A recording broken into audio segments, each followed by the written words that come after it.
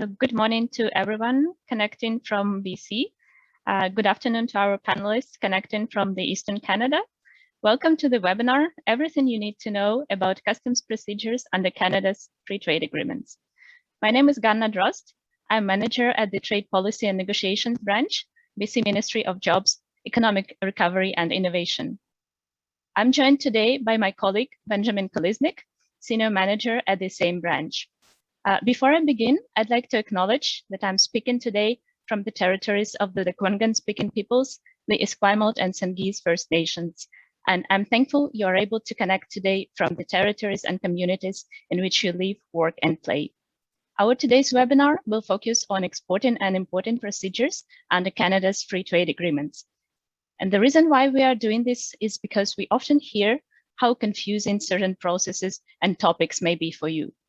Some uncertainty and lack of clarity about how to comply with procedures or even just using the benefits of Canada's free trade agreements to your advantage.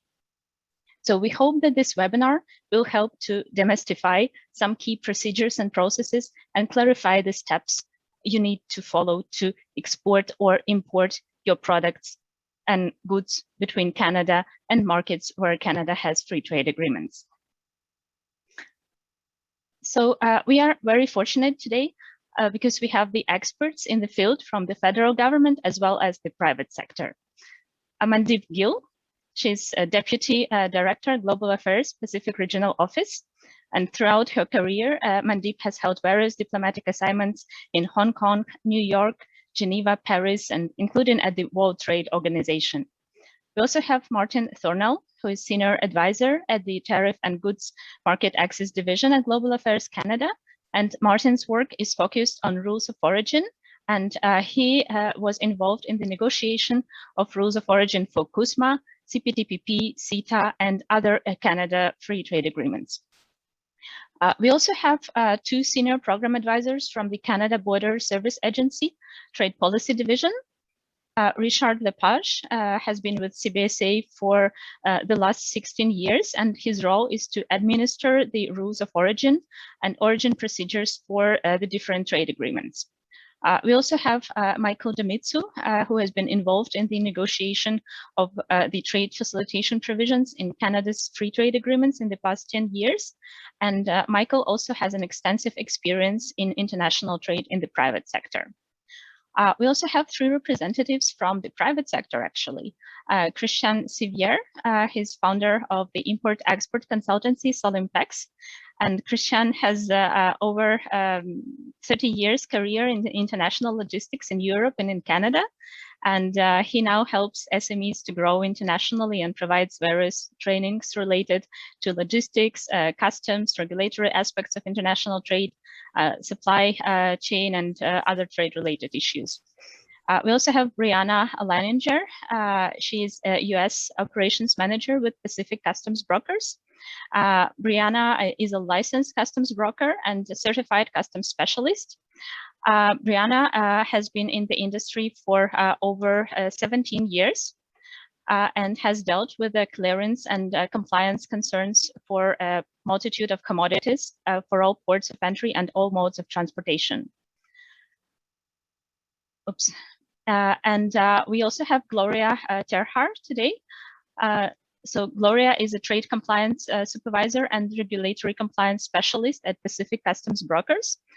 She has 17 years of Canadian customs brokerage experience and an extensive experience in all aspects of documentation and regulatory requirements in relation to importing goods into Canada. So we are very thankful for your time today and your willingness to share the wealth of the knowledge with the BC SMEs. So before we kick off, I'd like to go over the agenda and a few housekeeping items. The webinar today will last approximately 2 hours, and there will be 7 presentations. We will start with a short introduction into Canada's free trade agreements and how they work, and we'll then move to the presentation about the Trade Commissioner Service, the rules of origin, the origin procedures, and trade facilitation under Canada's free trade agreements. And then we'll dive into the nitty-gritty of the export procedures, including customs forms and key considerations when exporting the goods to the US. And then we'll finish it off with the import procedures before moving actually to the Q&A session, which we also expect to be a quite engaging one. We have reserved 20 minutes for the Q&A session, and it will be at the end of the webinar. But please use the Q&A function that you can see at the bottom of your screen to raise the questions. And you may ask the questions at any time throughout the event, but please try to be as specific as you can and indicate, if possible, who you are directing your question to.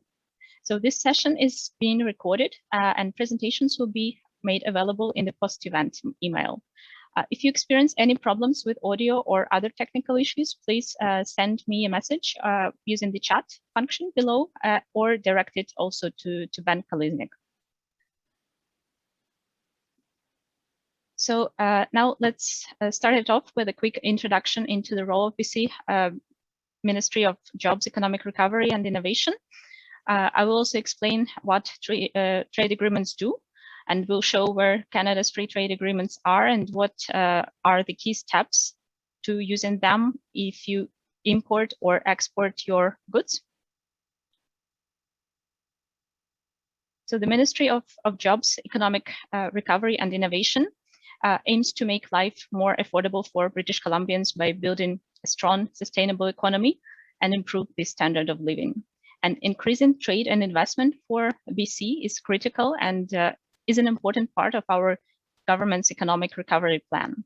There are many ways how to increase the trade, and one way is to encourage businesses to leverage the opportunities that are offered by free trade agreements and help you to diversify into your new markets.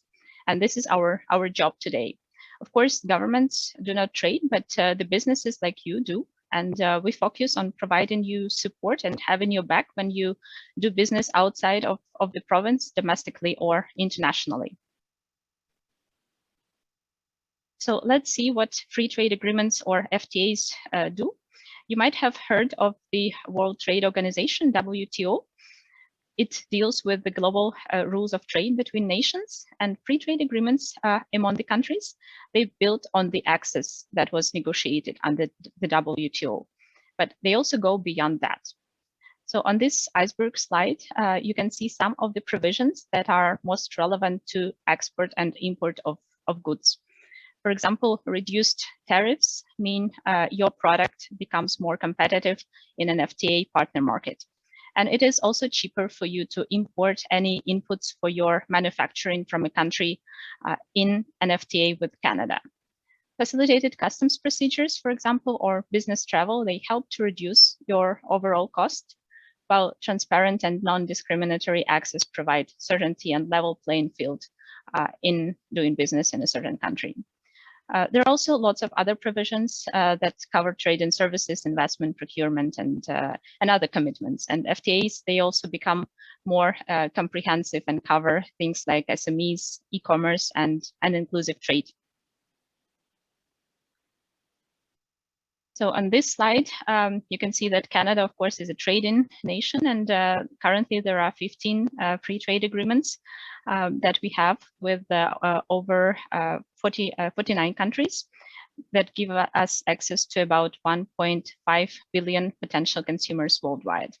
On this map, you can see a network of Canada's FTAs, and the FTAs that are in blue are the implemented FTAs, like the one, for example, with the United States, with the European Union, with Japan. And the most recent Canada's FTA that entered into force on April 1st this year is Canada-UK Trade Continuity Agreement. It essentially rolls over the benefits of Canada-European Union Comprehensive and Economic Trade Agreement pending the negotiation of bilateral Canada-UK trade agreement. And it is also worth mentioning that some FTAs are bilateral while others are multilateral. And sometimes there is also an overlap between the FTAs. For example, Canada is an FTA with Mexico through CUSMA, and it also has an FTA. It is also connected to Mexico through the Comprehensive and Progressive Agreement for Trans-Pacific Partnership, the CPTPP. So the UK also has started negotiating its accession to the CPTPP just yesterday.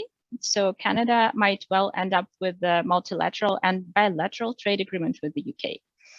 But the good news for you is that FTAs do not cancel one another, and you can choose under which FTA you want to claim preferential terms of trade.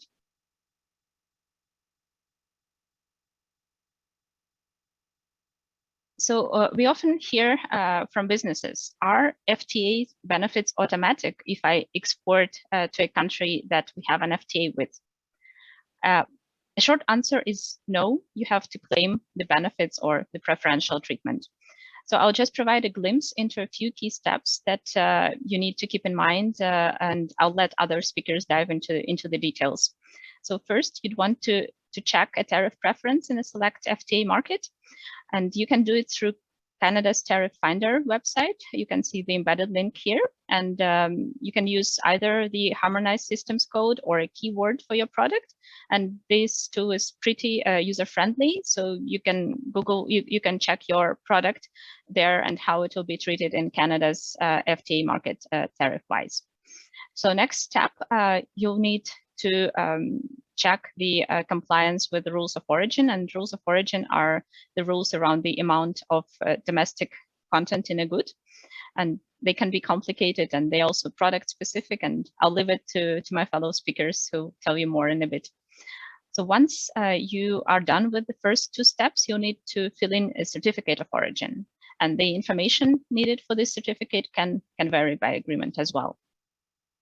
So if you want to be sure how another country customs administration will treat your products upon arrival, you can also request an advanced ruling on tariff or on origin information. And this advanced ruling, they are one of the most effective trade facilitation tools in Canada's FTAs. And they help expedite customs clearance and provide you certainty about how your product will be treated by the Foreign Customs Administration even before you ship it. So it's also comforting to know that you are not alone in your export journey, and British Columbia has a dedicated team of trade and investment professionals, as well as a network of international trade and investment representatives that are based throughout the world in China, Japan, Korea, Southeast Asia, India, Europe, and the US. And our representatives there can assist you with the international market intelligence and market strategy advice, connect you to international buyers, and assist you with participation in different trade events. And our TIRs, so the trade and investment representatives, they are for the most part are co-located with Global Affairs Canada in Canada's embassies. But where BC does not have a TIR presence in a market, our first recommendation is to reach out to Canada's Trade Commissioner Service, which I think you'll hear more about in the next presentation.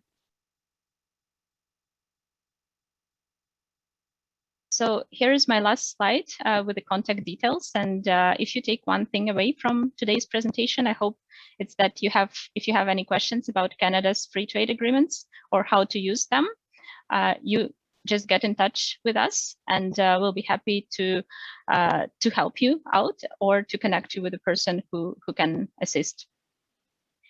So now I'll pass it over to Amandeep Gill from Global Affairs Canada for her update. Mandeep, over to you.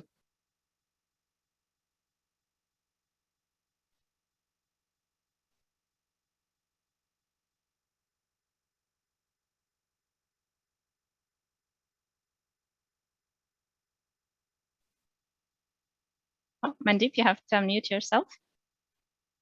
Yes, hi, sorry, my system is quite slow, so I've been clicking for about 30 seconds. Hello, everyone. Thank you, Gana, so much for the opportunity to be here. Welcome to everyone.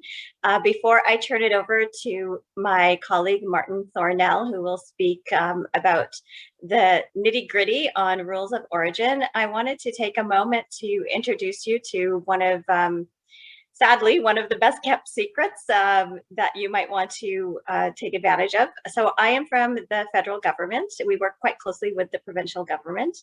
And we used to be the Department of International Trade. We are now Global Affairs Canada. So we have a service, the Canadian Trade Commissioner Service, which our aim is to help Canadian SMEs export abroad. So we are very much focused on the export angle, not on the import angle. And I wanted to give you a little bit of an overview of what we do, who our clients are, what kinds of services we provide, and make sure that it's not as big a secret as it has been. So we'll move on to the next slide. So I thought we would start off today's presentation with a question to the audience. So we're going to be using an interactive platform called Mentimeter. So to answer the questions, you need to go to this website. You can do this on your phone. You can do this right on your laptop, whatever device you have handy. So if you could go right now, and we'll be doing this again throughout the day. So it's mentee.com. And then it will simply ask you for a code. So if you could just enter this code that is on the screen right now. It's 738100065, and it's also been posted in the chat. So once you are logged in, the first question, the only question you have to answer at the moment, on a scale of 1 to 5, how would you rate your knowledge of the Trade Commissioner Service available, the services and programs available to your company? So 1 being low and 5 being high. And we'll see these results appearing in live time on the screen. So again, that's mentee.com, and then you enter 738100065. We'll just take a look.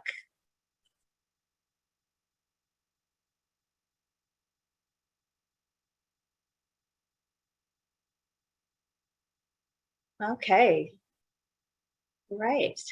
Oh, I love this. I love the real-time aspect of this.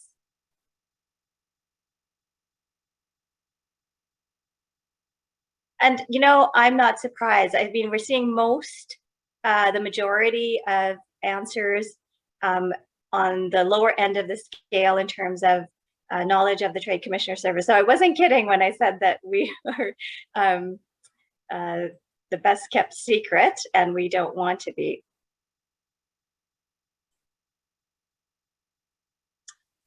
Just getting back to my presentation. So let's move. So that's hopefully we will change that by the end of these few minutes I have with you. So moving on to the next slide, the Canadian Trade Commissioner Service. So like I mentioned, we are the federal government. We are based all around the world in our embassies abroad, and we've been around for 120 years. We're located in 174 cities. There's about 1,000 trade commissioners around the world, and we make up some of our colleagues abroad. The trade commissioners are part of the most comprehensive network of international trade professionals. We find that companies who work with the Trade Commissioner Service, by the way, our services are all free, they tend to access 36% greater international markets and export 18% greater goods. So moving on to the next slide, who are our clients? So who do we work with? Essentially, we work with small and medium enterprises like yourselves who have a capacity and commitment for internationalization. So usually that means that there's dedicated resources, both human resources and financial resources, to go into new markets, that they've conducted some research and looked at opportunities, and that they have a credible business plan. So the capacity is there. And two, that there are meaningful ties to Canada economically. So typically these are Canadian companies that we support to export. And then the third criteria is that there has to be a potential to contribute significantly to Canada's economic growth. So that most Canadian companies that are looking to either diversify or enter new markets abroad tend to qualify once they have demonstrated that they fit in those three criteria. So moving on to the next slide, how we help. So these are the types of services that we provide. We essentially, market advice. So I like to sort of group these into three main things that we provide, although I know there's 4 points on there. So 1 is information, 2 is people, and 3 is money. So essentially, in terms of information, we can help you with market advice. We have some real experts in the markets that can provide you sector-specific advice for that market. People, we can help you find qualified contacts for expanding your business in new markets. That's working through our network abroad. And money. So we have some funding programs, and I will highlight 1 or 2 of them momentarily. We also do troubleshooting. Once, if there is a problem that arises, we will try to assist. We can't enter into any commercial disputes or legal situations. However, working with the Trade Commissioner Service, we find that often we can help companies avoid running into these problems. So the next slide, this is one of our signature programs, our funding program. It's called Export SME. And essentially what this is a funding program to help support companies' costs in diversifying to new markets. It won't, traditionally this has been a fund that has really supported companies attending trade shows and supports their travel. Of course, in the current context, it's more aimed at digital presence and market research and consultancy and legal fees in expanding to those markets. So this program will be opening up for applications in the fall, so keep your eyes out for that. And if you have any questions about it, please feel free to be in touch. The next slide is the Canadian Technology Accelerators. This is another offering that we have for tech companies. We have a number of technology accelerators around the world, particularly in the US, Europe, and Asia. And it offers, if you qualify for this program, it really offers a wonderful package of assistance. It allows you to have a mentor in that market. It gives you access to shared workstations that other entrepreneurs and innovators in that market have access to. And it opens up a network of qualified contacts that our offices abroad can help you be in touch with. So, Silicon Valley, New York, also, Hong Kong, Singapore, and then we are going to be opening some up in London, and we have one in Germany as well. So those are examples of the types of offerings we have. So again, we help Canadian businesses export abroad. We have funding, we have information, and we have contacts. So I wanted to just finish off before I hand it over to Martin. If you could go back to the mentee.com and enter that participant code that's on the screen. And this time the question is, following this quick presentation, what is your knowledge of the TCS, the Trade Commissioner Service? Now it has A, B, C, and D choices. It's remained the same. It's increased slightly, quite a bit. Interested to see your responses, and please do feel free to reach out to us. We are located in across Canada's regions, so feel free to contact us and look at that. Okay, excellent. So my work here is done. Definitely increased the knowledge. So that's exactly what we want to do. So please don't hesitate to be in touch with us. Here's my contact information on the next slide. And I'm based in Vancouver. I have colleagues all across the country. And so I'm going to turn it over to Martin. So when you hear the words free trade agreement, what are some of the benefits for your company that come to mind? I'm going to pass this over to Martin, but maybe take just a moment to go back to mentee.com, and it'll just be a fill in the blank in this case. So the question is, when you hear free trade agreements, what are some of the benefits that come to mind? Let's take a look. Duty elimination, reduced tariffs, excellent. Elimination of reduction, yes. Tariffs, tariffs, tariffs, reduced. That is exactly right. We have a pretty smart audience today. So I'm going to let Martin talk about rules of origin, and yes, tariff reductions for sure. Over to you, Martin. Thanks, Mandeep. Okay, so everybody, it looks like there's general awareness that at least if you produce a product, the benefit that you can achieve through an agreement is duty-free or at least reduced tariff treatment. So I'm going to talk about the key that you need to have to unlock that treatment, which is the rules of origin. So if we go to the next slide. Now, this is a quote that whenever we talk about rules of origin, we always haul this out.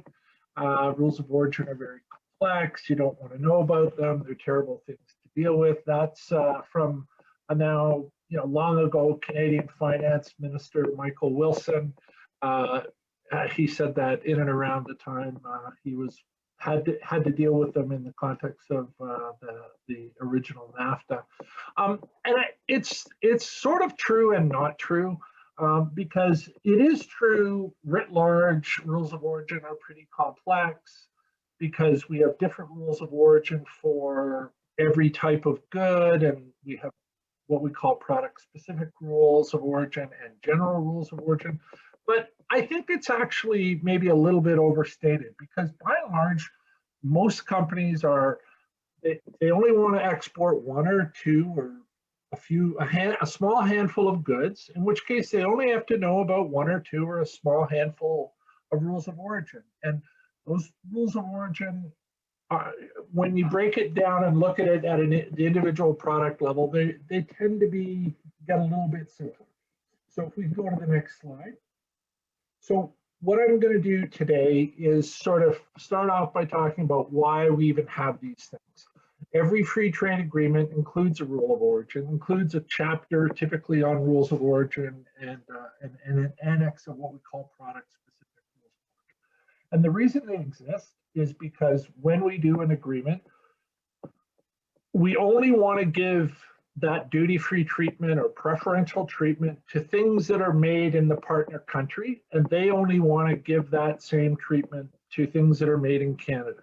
So one of the things you cannot do is, in terms of taking advantage of one of our FTAs, is import a good from somewhere else, say import a good from China into Canada, and then export it to the United States and try to get preference under the Canada-US-Mexico agreement, because that's not a Canadian good. It's not, or what we would say is it's not an originating good. So the US has no interest in providing preferential treatment to that good, and we would feel the same way about a similar circumstance for a good that was coming into Canada from somewhere else. So what the rules are is they're the criteria that are used to determine if a thing is a Canadian thing, or if a product is a Canadian product or American product, or in the case of our agreement with Europe, a European or German product. And so the objective is we want to make sure that if we're going to give this preference to the goods, that something meaningful occurred in terms of meaningful production was undertaken in Canada to produce that good. So if you import a good and you just polish it or something like that, or it probably won't meet the rule of origin. But if you import a bunch of materials and do some manufacturing or processing, then it will meet the rule of origin. And we would often say that it's been sufficiently produced or undergone sufficient transformation to benefit from the FTA. So that's why they exist. And we'll go to the next slide.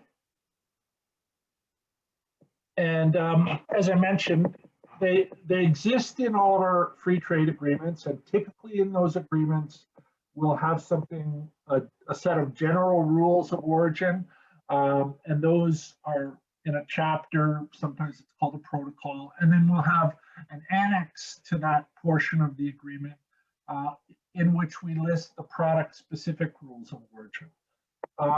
The general rules of origin, as the name implies, apply horizontally to all goods. So for example, we'll have rules that relate to, how the packaging of a good might be treated. And then we have these general rules that relate to what are called in a trade agreement, wholly obtained goods. So you can imagine what those are. It's fish caught in Canada, or, fruits or vegetables that are harvested in Canada, lumber, natural, products that come from the Canadian territory, from Canadian land, or they're grown in Canada, what have you. Those are wholly obtained. The rules around, or the definition of what wholly obtained goods are, those are in the general rules of origin. But it's understood that the vast majority of goods that are traded are made using often a combination of some materials that were sourced from Canada and some materials that were sourced from somewhere else. Those materials that are sourced from somewhere else, we typically refer to them as non-originating materials. And whenever a good is made from some non-originating materials, then we need to look at the product-specific rules of origin, which are in that annex. So let's go to the next slide. So now I'm going to talk about the product-specific rule of origin. Now, this annex is organized on the basis of what's called the harmonized system. So it's the system that every country in the world uses for classifying products. And it starts with the goods that are classified in Chapter 1, which are live animals. And then it gets, as you go further and further into the harmonized system, you get more and more highly processed goods. So, and there's a chapter for each type of goods. Live animals are in Chapter 1. Sugar and sugar confectionery, Chapter 17. Wood and things made from wood, Chapter 44. Footwear, Chapter 64. Ships, Chapter 89. And it finishes with Chapter 97, which is where works of art are located. And the harmonized system has a fairly simple structure. So you have the chapter level. So in the example I'm illustrating here, you have cereals, grains. They're in Chapter 10. So wheat would be in here, and barley would be in here, and rice is in here. Now, rice specifically is in what's called the heading level, the 4-digit code, in this case 1006, and then somewhat more processed version of that would be in a subheading or a 6-digit code, and that's for semi-milled or wholly milled rice, whether or not polished or glazed. So all products will have a harmonized system code, and the rules of origin are based on those codes. So when you want to, if you wanted to find the rule of origin for rice, you would go and find the rule that applies to heading 1006. If your good happens to be a wood product, you would go into Chapter 44 and look at the individual headings or subheadings and find the most specific reference to the product that you make. And once you've got that code, then when you look at the annex of product-specific rules of origin, you just go to that code and you'll see the rule right beside it. Now, let's go to the next slide, and we'll talk about how the rules themselves work. We really have 3 kinds of rules of origin, but we rely in an FTA, but really one type is fairly obscure and it won't come up very often. The principal type is what we call a tariff shift or change of tariff classification rule.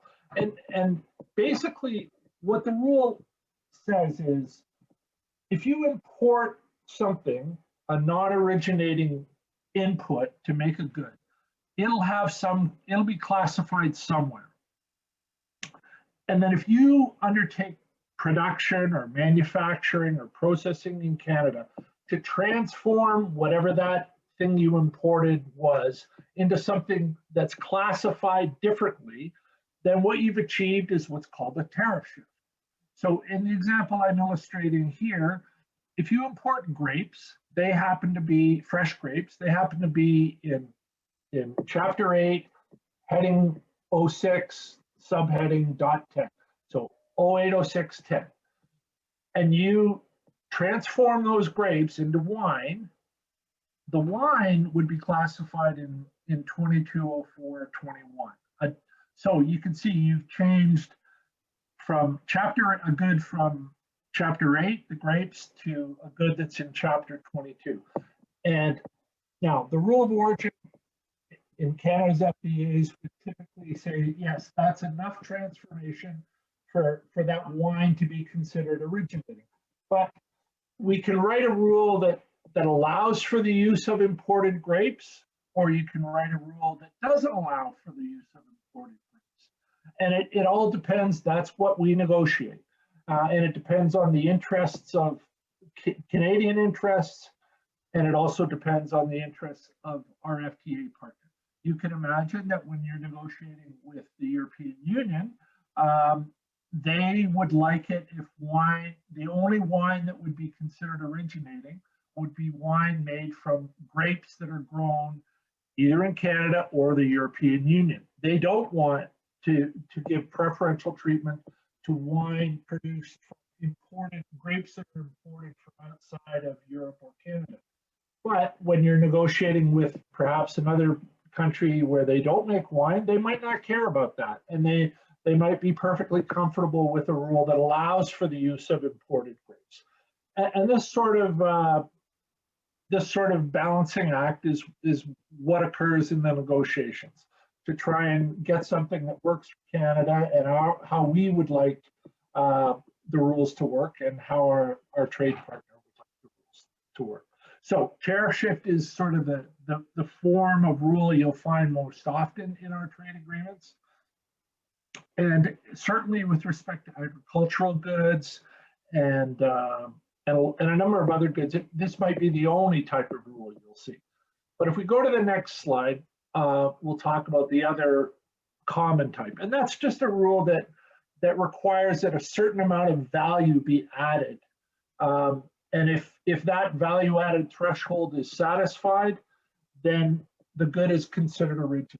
If you import some materials and they're worth $10 and you undertake a lot of production in Canada and to transform them, and the resulting product is something that you could sell for $100, well, you've added a huge amount of value. So on the basis of that value addition, that good would be considered originating.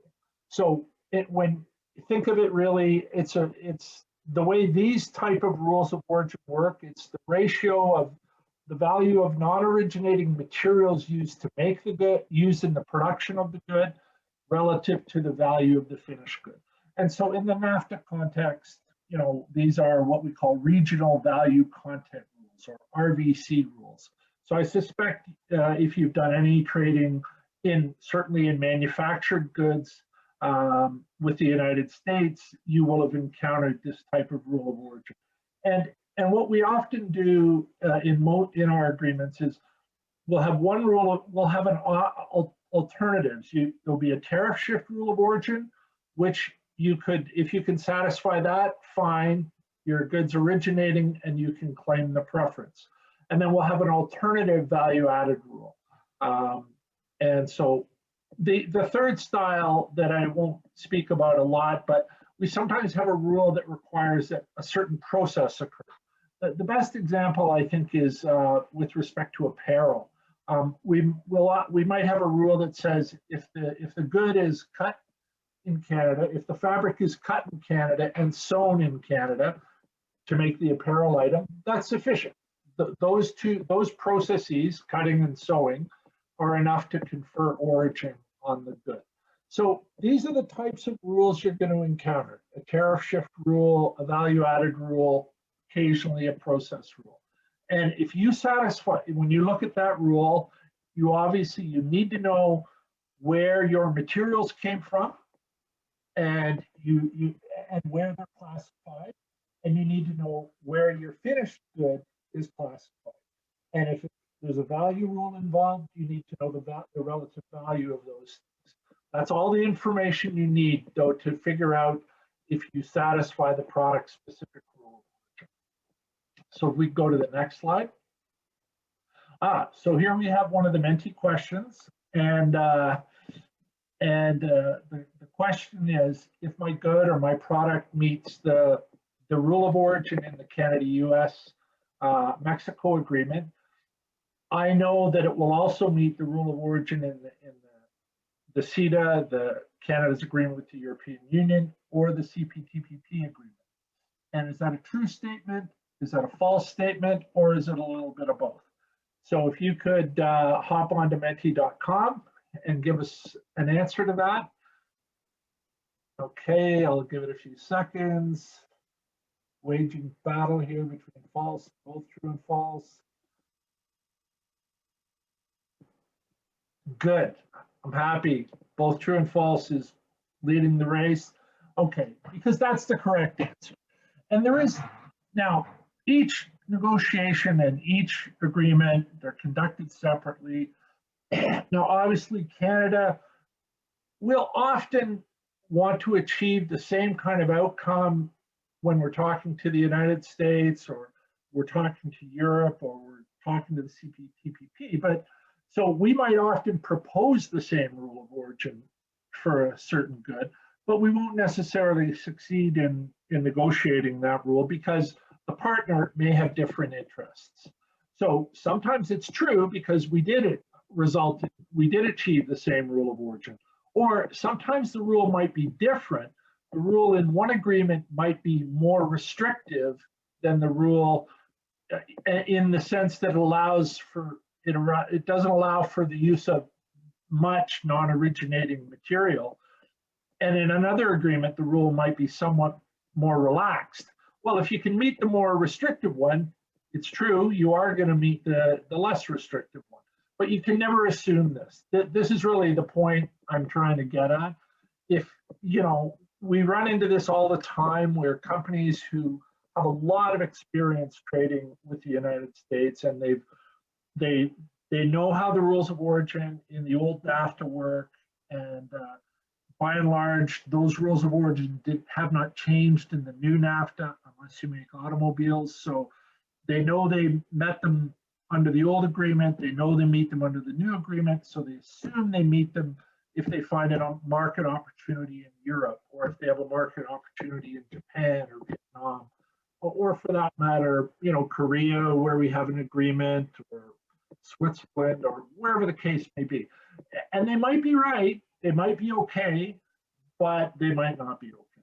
And so it's really important that if you're entering a new market and you want to get that preferential treatment, that you take a look at the specific rule that applies to your good and figure out if the rule works for you. The good news is that if you're exporting wine, as an example, and it's chapter 22, whatever it was, 2204, it's 2204 under the NAFTA agreement, the CUSMA, it's 2204 in CETA, it's 2204 in the CPTPP. Your tariff classification will not change. You just need to look at the specific rule in each of those agreements. So the rules differ across agreements, and something else that's quite important, and this is another thing that comes up a lot for Canadian companies, is under an FTA, we have a rule that relates to accumulation, we call it. And what it means is that because, let's take the COSME first. Because we've gone into an agreement with the United States and Mexico, where we agree to treat each other's goods or products as originating. If you make a product in Canada using US materials or Mexican materials, those materials are considered originating in the same way that Canadian materials would be considered originating. Similarly, Canadian materials are considered originating when they're used in the United States to make something. Now that's true when you're trading within North America. However, in the context of our agreement with the European Union, US materials are non-originating. The other, what happens with the EU, Canadian materials are originating and European materials are originating. So you can use EU materials or they can use Canadian materials, but if you make a product in Canada using US materials, and then you want to export that product to the European Union, you have to be very careful because those US materials are non-originating. So they do not count toward the originating status of your good.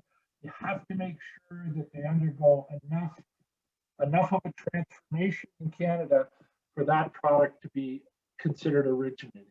And the same thing applies in the CPTPP context, where Japanese materials would count as originating or Vietnamese materials. So because the accumulation rules differ across the different agreements, you have to be very careful about that. And it's pretty tricky for Canadian companies because so many firms here do manufacture things with the materials, with inputs from the United States. We're so close and integrated with them.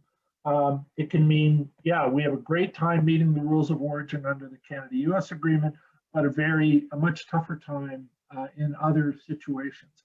And that's why when we're negotiating these agreements with outside of North America, we typically do try to get more liberal or more relaxed rules of origin because we know that serves the interests of Canadian producers. So please go to the next slide. Okay, here's another one of our mentee questions, and has this been helpful to you? Do you understand rules of origin a little bit better? Or there's a sliding scale, and I guess what I would say is it's just really important to get over this idea that rules of origin are they are complex, but I think if you're someone manufacturing things, you have a really solid understanding of where your materials come, and you know what you do, of course. So, I think once you get past sort of the vocabulary that we use in the rules of origin, where we talk about tariff shift and the rule, when you look at a product specific rule of origin, it's not immediately intuitive what the rule means, but if you spend a little bit, 5 or 10 minutes with it, I think you'll get it pretty quickly. And once you've got it, once you understand the rule of origin that applies to your good in the Canada-US agreement, for example, it doesn't look like we're going to be renegotiating that one for a long time. So that rule will remain the same for you. So as long as you make the product in the same way, you're good to go. And the last thing I would say is, as the other speakers have, if you have any problems with rules of origin, I don't have a slide with my contact information, but I know the organizers of this event, they know how to get a hold of me, and I'd be happy to exchange emails with you or have a conversation, and we can sort out if the rule of origin works for you. And with that, I will thank you for your attention, and I will thank the organizers of this event for inviting me to participate. Thank you so much, Martin. Thanks, Mandeep. Thanks, Martin, for this deep dive into what Trade Commissioner Service offers and in the nuts and bolts of rules of origin, and for keeping us all engaged and awake with the poll questions. I'm pretty sure that this information is very helpful to the audience. We've received quite a few questions about the rules of origin during the registration process, so we'll be happy to tackle the questions after the presentations as well. So now I'm pleased to hand it over to Michael Demitsu and to Richard Lepage from CBSA for their presentation on origin procedures and trade facilitation. Thank you, Ghana. Can everyone hear me? Yes. Okay, perfect. Good morning, everyone. Michael Demitsu from the Canada Border Services Agency, or CBSA. I'm joined by my colleague, Richard Lepage, who is our guru on origin policy from a customs procedure perspective. And together we'll be facilitating this presentation on the CBSA's involvement under Canada's Free Trade Agreements, or FTAs. As you may be aware, Global Affairs Canada is the overall Government of Canada lead with respect to the negotiation and oversight of Canada's free trade agreements writ large. Nonetheless, the CBSA is also directly involved in negotiation of specifically the origin procedures and trade facilitation provisions contained in Canada's FTAs. And I'll be the first to admit that our presentation will not be as interactive and perhaps dry in comparison to the brilliant presentation delivered by Martin and Mandeep, but nonetheless, we hope that you'll find it helpful. So with that said, I'll turn the floor over to Richard to walk us through the origin procedure slides. Again, may we have the next slide, please? Thank you. Thank you, Mike, and good morning to all. My name is Richard Lepage. I'm the Senior Policy Advisor for the Origin Program at the Canada Border Services Agency. And I will entertain you for the next two slides on the origin procedures for our free trade agreements. So what is the purpose of origin procedures? Well, first, it's to support the administration of the rules of origin that are negotiated by Global Affairs Canada. It also provides traders with the means to take advantage of preferential tariff treatment afforded under a free trade agreement. And it provides the Customs Administration with the methodology to ensure that goods that are eligible to benefit from an FTA are declared under that preferential tariff treatment. So the CBSA is responsible for negotiating and implementing the origin procedures provision of Canada's FTAs.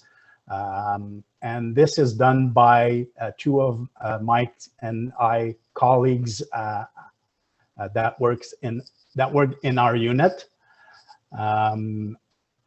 Also, CBSA seeks to establish transparent, predictable, and user-friendly methods to administer the rules of origin that are conducive to the evolving trading environment. So our role is to facilitate those rules of origin and to administer them as well.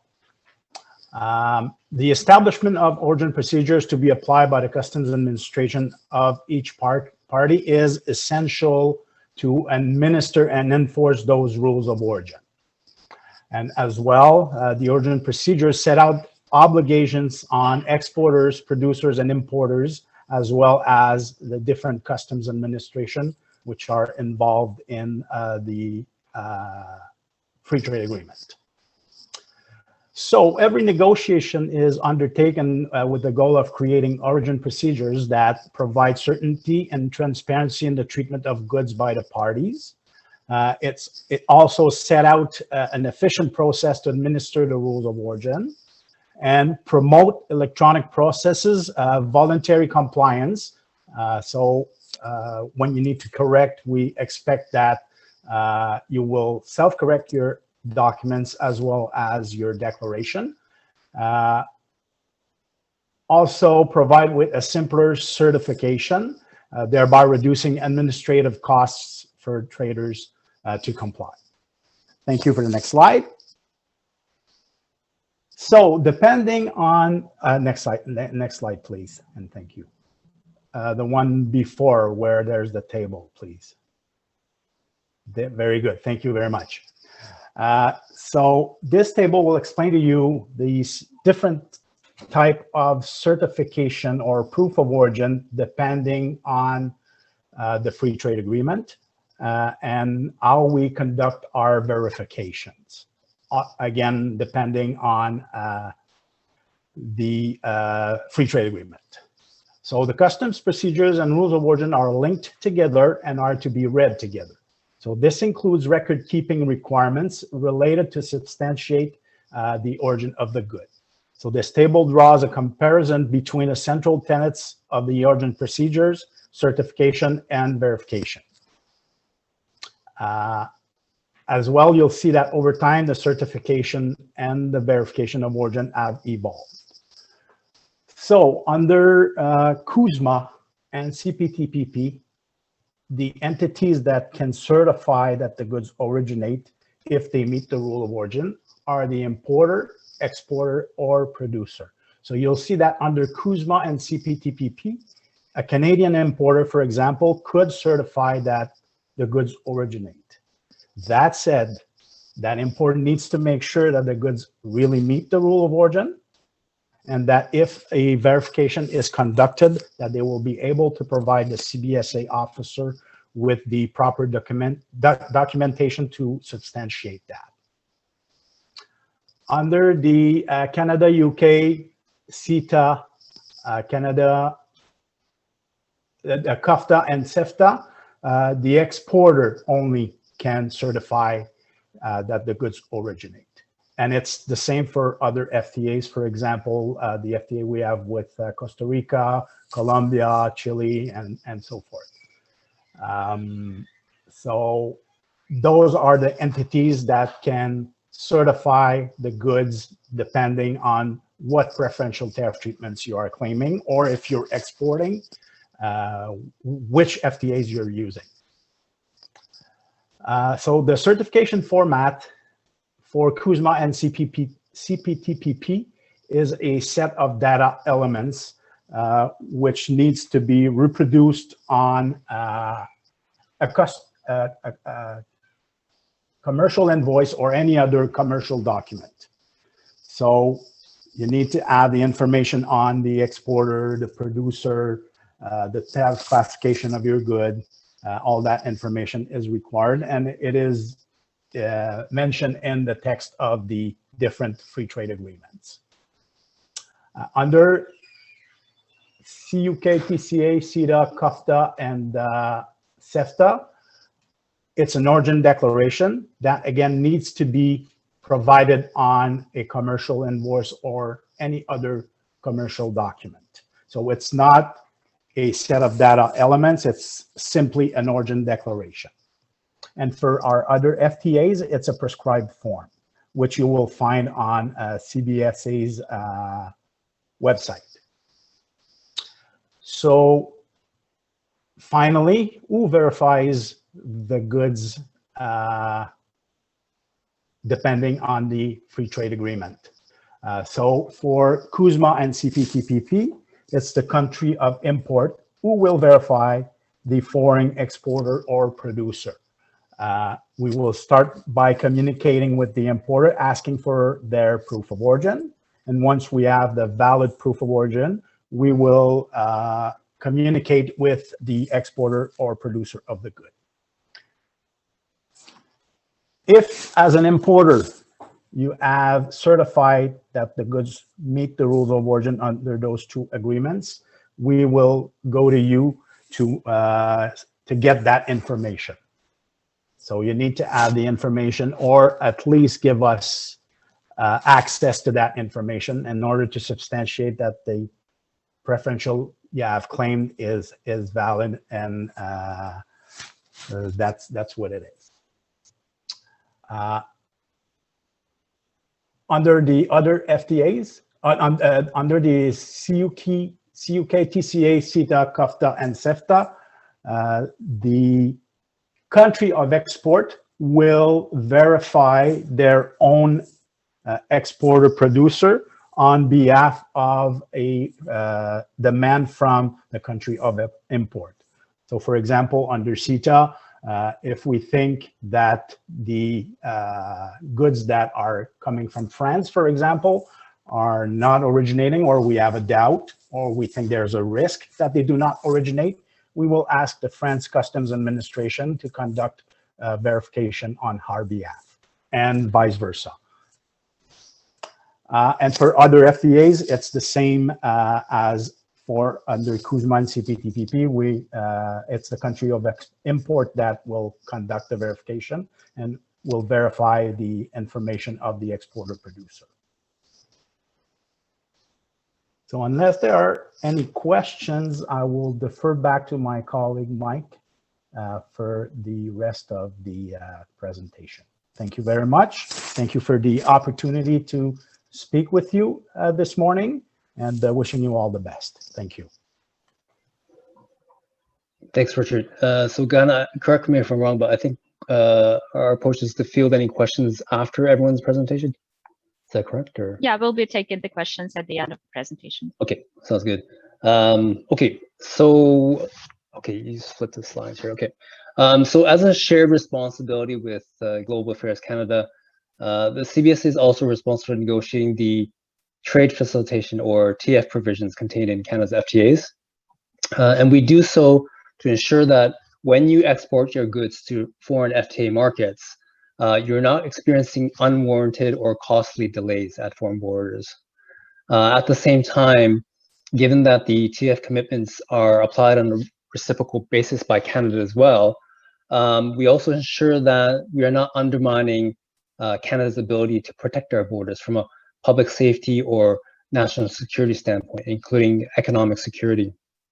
In addition, since the entry into force of the WTO Agreement on Trade Facilitation, commonly referred to as the TFA, in February 2017, both GAC and CBSA have sought commitments from our FTA partners that build upon our FTA, or excuse me, build upon the TFA.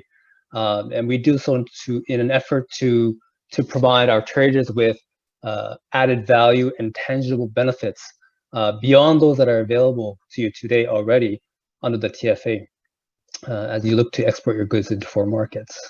Next slide, please. So in terms of TF provisions that we commonly address in the TF chapter under Canada's FTAs, objectives and principles, which simply sets the stage for the entire chapter. It establishes the overall purpose and scope of the chapter, which is to facilitate the movement of goods within the FTA territory while ensuring trade compliance. Transparency includes publications on the internet, so trade-related laws, regulations, policies, and procedures. Inquiry points to respond to your industry questions in relation to the importation and exportation of goods, and obligations also to engage and consult with industry on customs matters. And together, the idea is to, through these transparency provisions, is to provide our traders with all of the information necessary for you to trade your goods or export your goods and import your goods into FTA markets in full compliance with a country's import requirements. And of course, the more transparent a country's requirements, the easier it is for traders to operate in compliance. So that's the goal there. Advanced rulings, and here I'll take the opportunity to thank Ghana for mentioning it in her presentation, because from the CBSA's perspective, advanced rulings represent the most powerful tool available to industry today. Why? Because it establishes 100% certainty and predictability as to how a customs administration will treat your goods with respect to tariff classification, customs valuation methodology, and tariff treatment. And the beauty of it is that certainty can be achieved 100% even before the good is exported for the exporting country. So if you would like to establish that certainty and to be able to forecast your landed costs of your goods from a duties and taxes standpoint, which ultimately impacts your bottom line, we would strongly encourage you to request for an advance ruling, whether it be through your customs broker or directly with the customs administration of the importing country. Release of goods is also front and center TF, as it speaks to what happens at the border. And here we seek to ensure that Canadian goods are spending the least amount of time possible at foreign borders, as we recognize that every hour or every day your goods spent in customs control, it increases the cost of that transaction. So through obligations such as pre-arrival processing, automation, and the separation of the release of goods by customs from the final determination of tariff class, customs valuation, and tariff treatment of your goods by customs, we seek to, GAC and CBSA, seek to ensure that your goods are entering those foreign FTA markets and are being consumed as soon as possible. And while we recognize that no two customs administrations are alike, it's safe to say that we would have concerns if it's consistently taking weeks for your goods to be released in Canada's FTA markets. Risk management is also fundamental to TF. Here we seek to ensure that our FTA partners are not examining each and every Canadian shipment, but are concentrating their customs measures on high-risk shipments and facilitating the release and movement of low-risk shipments. From the CBSA's broader border management perspective, TF cannot be achieved by any country unless risk management is being applied, particularly in the at-border environment. So when you export your goods to Canada's FTA markets, your goods should not be subject to examination under each and every shipment unless your goods are, for whatever reason, not meeting the import requirements of that country, in which case they need to inform you of those reasons to minimize any delays in the future. Automation is about leveraging technology in support of a paperless trading environment, and also to facilitate the communication or transmission of information and or data between the trader and the customs administration for any information related to importation and exportation of goods. So here some examples include single window is a term that you may have heard of, electronic customs forms, and any other form of electronic data transmission. Penalties, while it may seem odd to include in a TF chapter, some folks may be wondering how are penalties trade facilitated, but here we seek to ensure that where an FTA partner does administer customs penalties, they do so in a manner that is supportive and encourages voluntary compliance moving forward, and that the penalties administered are proportionate to the severity of the contravention or infraction committed by the traders. And for the CBSA, we meet this obligation through the Administrative Monetary Penalty System, otherwise known as AMPS.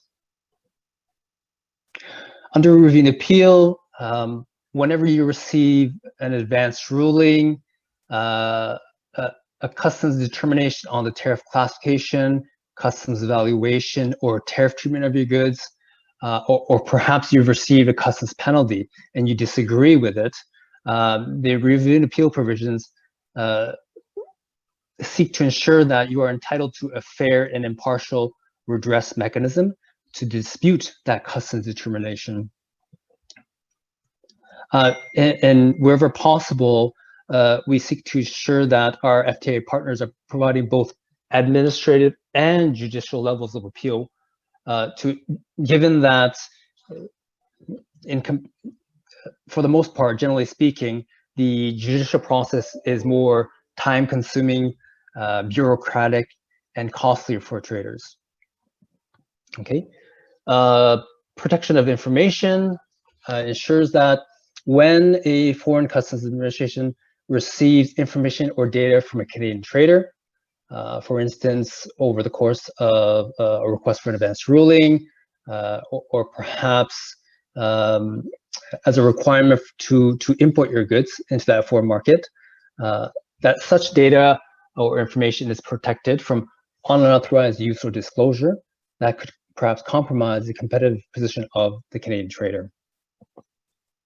And lastly, cooperation is about Canada and our FTA partners' commitment to cooperate moving forward following the entry into force of the FTA in an effort to ensure the smooth and appropriate administration of the TA commitments. So our work at CBSA and GAC do not stop after an FTA has entered into force. Next slide, please.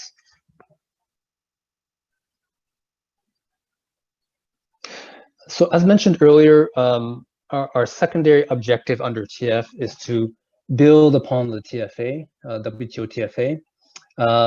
And the pyramid you see before you simply illustrates how the comprehensive and progressive agreement for partnership, for Trans-Pacific Partnership, or CPTPP, and the Canada, United States, Mexico Agreement, or CUSMA, build upon the TFA. Also noted earlier, the WTO TFA establishes the international baseline for customs-related provisions that facilitate the movement, release, and clearance of goods. It is extremely broad and prescriptive agreement, multilateral agreement, which as of today has been ratified by 154 of the WTO's 164 members. So that establishes our baseline with respect to TF measures. Under the CPTPP, the parties build upon the TFA by agreeing to the release of goods to the extent possible within 48 hours of arrival for regular commercial goods and 6 hours for express shipments or courier shipments. And also to provide for advanced rulings on the application of customs valuation criteria, which will guide traders as to how to value their goods under the WTO customs valuation methods when importing goods into CPTPP markets. Under the CUSMA, Canada went further with the US and Mexico, building not only on the TFA, but the CPTPP as well. Under the CUSMA, all parties have committed to maintaining de minimis thresholds for goods imported by courier. As you may be aware, de minimis, or Canada's Courier Imports Remission Order, falls under the responsibility of the Department of Finance, unless the new remission thresholds for goods transferred by a courier from the US or Mexico are Canadian $150 for duties, customs duties, and $40 for customs duties and taxes. Secondly, all parties have committed to maintaining a low value shipment or LVS threshold for goods imported by courier, below which certain benefits will apply. And Canada's LVS threshold is Canadian $3,300.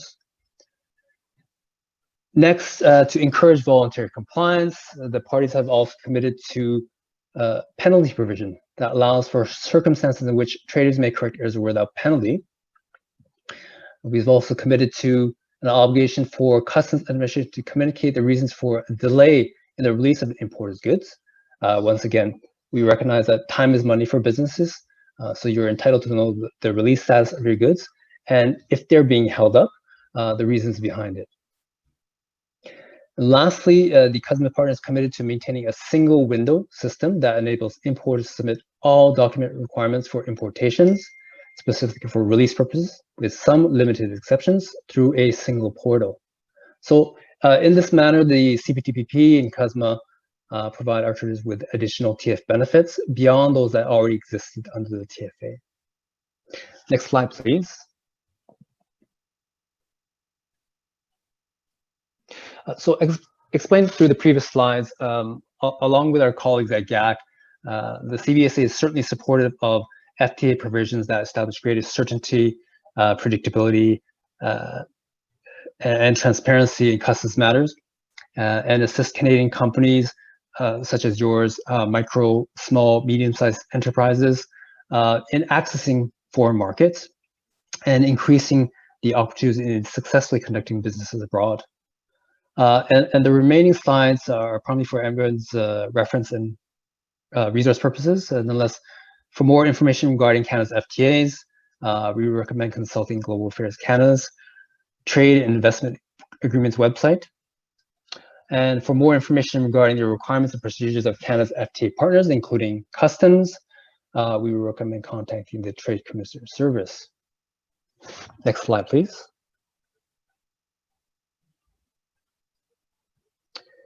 Okay, this slide it simply contains CBSA's contact information.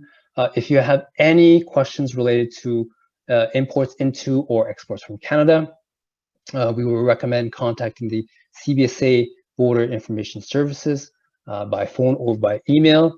And we've also included a hyperlink to our website in this slide as well. So that is for your perusal. Next slide, please. And lastly, on this slide, you'll find a list of CBSA departmental memoranda, otherwise referred as D-memos, that contain a variety of information on the CBSA's policies and procedures with respect to the administration of Canada's free trade agreements. And that concludes our presentation. Our apologies for having gone over time here, but nonetheless, I thank Ghana from my end as well for the opportunity to present, and to all participants as well for your attention and interest. Thank you. Thank you so much, Michael. Thanks, Richard, for this substantive piece of information that complements Martin's presentation on rules of origin, but also provides a glimpse into trade facilitation, and especially for drawing this comparison between different Canada's FTAs. So in the interest of time, we might need to either reduce a little bit the time allocated for the presentations or for Q&A. And for the Q&A session, I encourage you to use the box with Q&A and send over your questions so that we can measure and estimate how much time we need for that. So now I'd like to move to Christian Sivier, who will talk about the export procedures, customs forms, and compliance. Christian, the floor is yours. Thank you very much, Gala, and good morning, everyone. I'm really happy to be here. And I must say, actually, even though I'm not based in BC, I'm based in Montreal. BC is a special place in my heart because the last business trip I did before the pandemic hit was in Vancouver, where I was presenting at the Canada Logistics Conference at the Vancouver Convention Center. I've been presenting there it was my third year of presenting there, and so I like most of you, if not all of you, I look forward to being able to travel again and to attend events like this very soon. On my next slide, I have, if we could advance it, please, Ghana. I have a very brief introduction. Ghana introduced me at the beginning. We need to catch up on time a little bit too, because we're running a little bit behind. So 2 things I want to bring to your attention. Inside Logistics, Supply Professional at the bottom. These are 2 publications that are specializing on supply chain and importing and exporting issues and logistics and customs issues. I encourage you to look them up because they are free. So that's why I mentioned them there. And also I publish articles in both publications. On the next slide, I want to show you a very brief introduction or my opening statement and what I wanted to say here. And just remind ourselves that free trade agreements don't really create a market for our products. And so we always have to ask ourselves, when we export, we always have to ask ourselves first, is there a market for my product? And then, of course, we want to use the free trade agreement benefits, obviously. But so just a reminder, I know I'm stating the obvious, but free trade agreements themselves don't create markets. There has to be markets for our products first. So on the next slide, I had some, I want to show you and basically confirm what Martin had said. Martin mentioned in this great presentation on rules of origin, he mentioned that they were complex and a bit intimidating. And so if you find them complex and intimidating, what I want to tell you is don't worry, because everybody finds them complex and intimidating at the beginning. And here I wanted to share the results of a survey that was done a few years ago by Thomson Reuters, which is interesting. It says that many companies don't fully utilize free trade agreements. And it even says further down at the bottom, here on the bottom on the left-hand side, that almost 80% don't fully utilize, of the companies that don't fully utilize free trade agreements, of these 70%, then 79% don't fully utilize free trade agreements because of the rules of origin and the complexity of documentation. So it is a fact. There's similar surveys done in Japan, in Europe. Even GAC did a survey last year or 2 years ago now, I believe, on the utilization ratio of the CETA agreement and the Trans-Pacific Partnership, and I think it was around 50%. So all this to say that they are complex, but they are necessary and they are important. And so if we export, if we are serious into exporting, we have to invest the time to learn about them and to be familiar with them and to be at ease with them, because you just have to. Nobody else can do it for you. You can get help from your government representative, from the Trade Commissioner Service, from consultants, from customs brokers. But ultimately, it's your responsibility. So invest the time to learn about them so you can make informed decisions also on your supply chain options. It's really, really important. And don't worry, if you're an SME, don't worry. It's not worse for SMEs. Actually, it's easier for SMEs because SMEs have a simpler supply chain. It's more complex for big multinationals who have operations around the world than for us SMEs, because our supply chain is shorter and easier to handle and to follow. So on the next slide, I want to show you what an origin certification looks like. That's the famous NAFTA certificate of origin, which some of you might be familiar with. We've been using it for about for a few decades, right? That's the origin certificate we used for NAFTA. So now, actually, what you can do with it is you can fold that document neatly, and then you can do this with it because it does not exist anymore. We don't use that form anymore, but I just want to show it to you for illustration purposes. And basically, my message here is that if you issue a certificate of origin or an origin certification, whichever of the two, as an exporter, remember that this is a serious document. It's a legally binding document. It means that you are certifying that the goods that you're selling and that you're shipping and that you're sending in the US or overseas meet the rules of origin. And so it's a very important step, and it's not something that we can improvise. Don't improvise. Don't say to yourself, oh, okay, my goods should be fine. I'm going to do the certificate, I'm going to sign it, and then I'll see what happens at the border. And then if it goes through the border, then you can rejoice and say to yourself, okay, great, so everything is fine, we'll never have any problem. That would be the totally wrong attitude, because even if your goods go through the border today or tomorrow or next week, it doesn't mean that there won't be a control, a check, and that they won't be held at some point. Also, it doesn't mean that customs won't audit you. In fact, this is how it happens. Most of the time, verifications are not really done at the time goods cross the border. They're done afterwards. And so your goods could go through the border. If you haven't done your homework and you have faulty documents, they could still go through the border. And then one day you're going to get a little note or a little phone call or an email from CBSA or US CBP telling you that they're coming to see you and they want to audit your books. And then you have to prove that your goods complied, and you have to have built the proper documentation to prove that. You have to have all your documentation from your suppliers to be able to prove that where your raw materials originated, et cetera, et cetera. You need to have a bill of material. So this is a very serious, a very important, a fundamental process, and you have to build it right from the beginning, and you have to really take it seriously. As Martin indicated, the rules are different. Every free trade agreement has slightly different rules. And the certification process or the origin certification process varies also. So it's something, it's unfortunate, but that's how it is. This is, it's called diversity, right? We want to diversify our markets. So we have to learn the different rules of the different free trade agreements and the different forms or formulations that we have to use.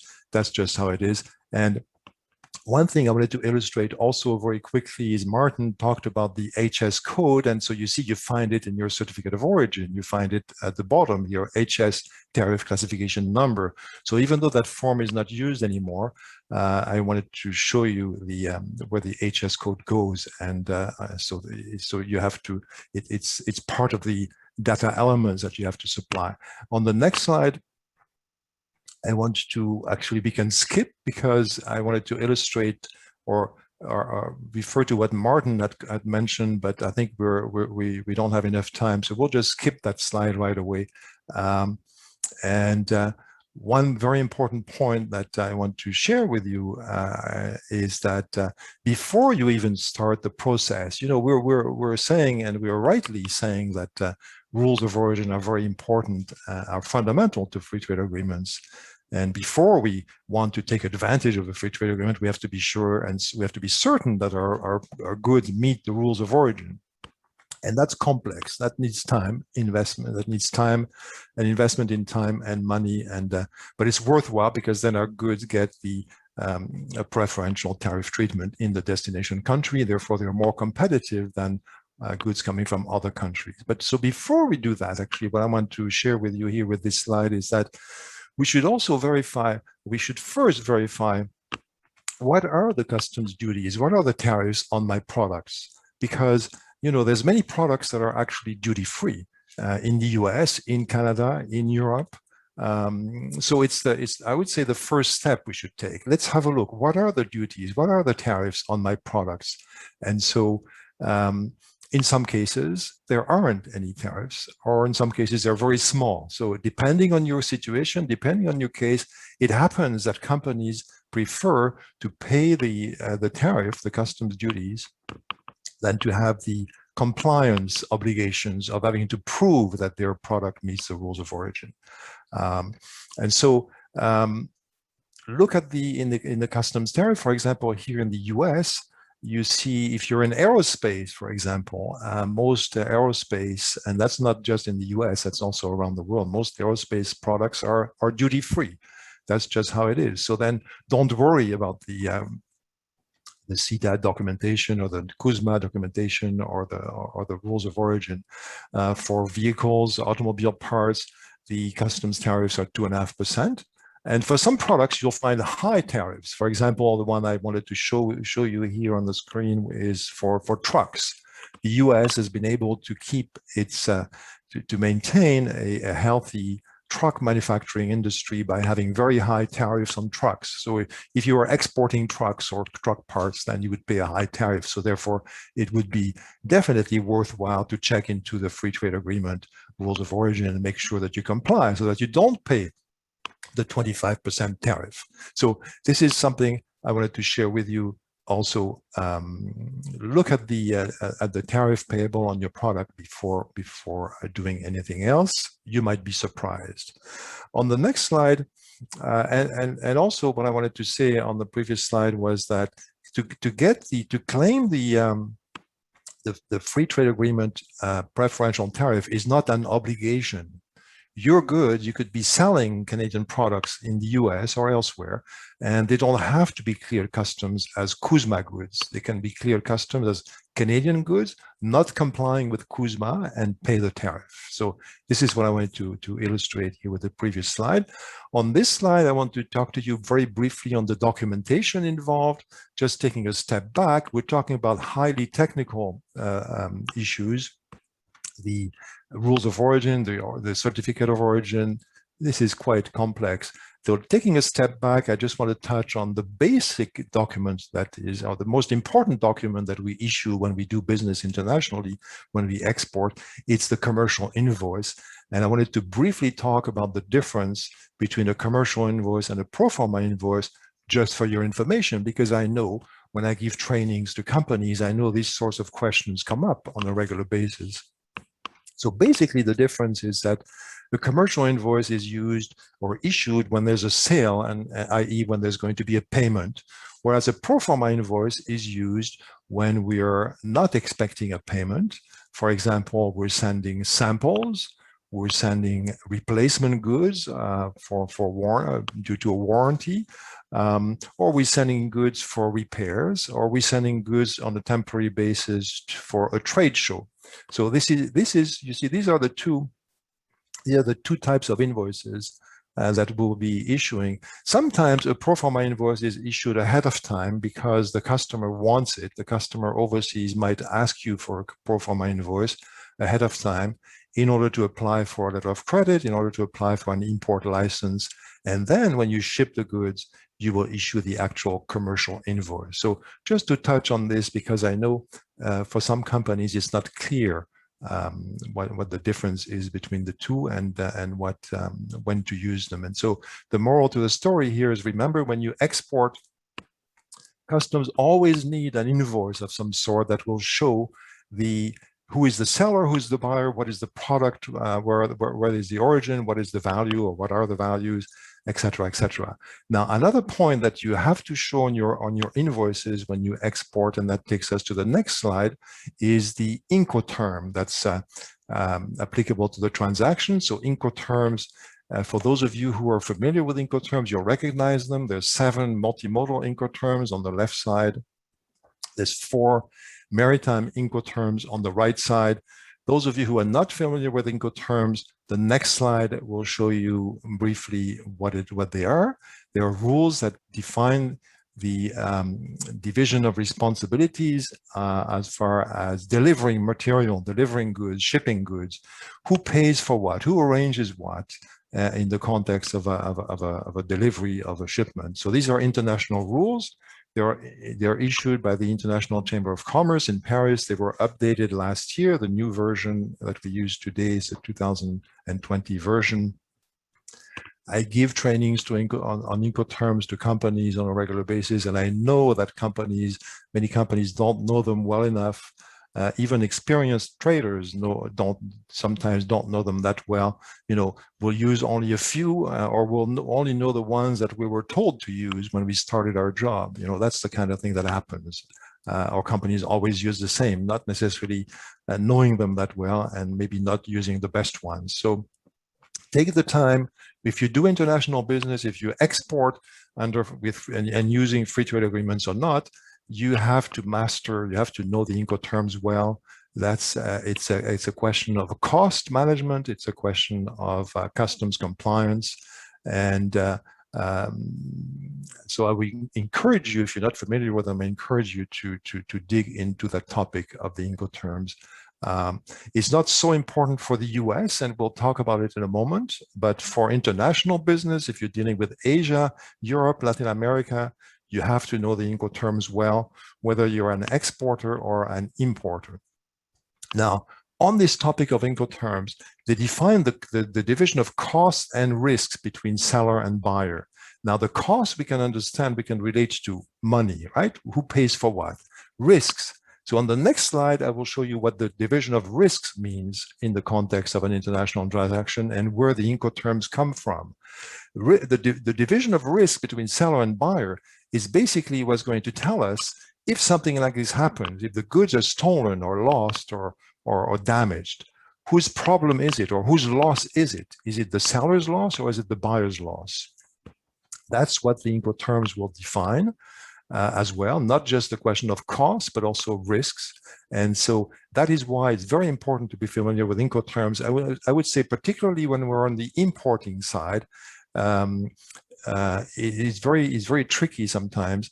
The thing to remember, and if you don't already know this, make a note of that. Out of the 11 Incoterms, there's 4 Incoterms where the transfer of risk is not logical. It's counterintuitive, meaning that there's 4 Incoterms, and that's the ones that are mentioned on the screen here: CFR, CIF, CPT, CIP.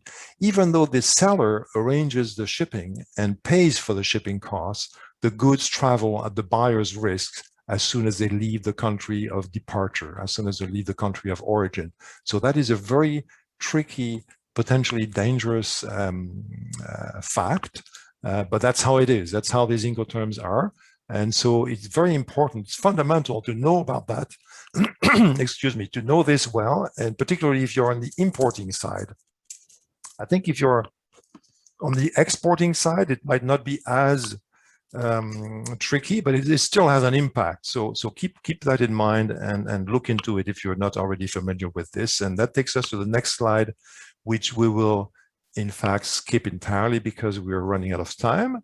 If there's questions about the evergreen ship that I had on my previous slide, the blockage of the Suez Canal for 1 week last March, and the impact on exporters and importers on our supply chain, I can share a link to an article with Ghana, and she can then send it to those of you who are interested in it.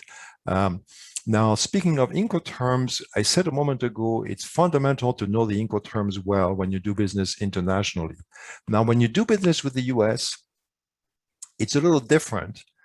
So it's not, I have a danger sign at the bottom. It doesn't mean that it's dangerous to deal with the US. No.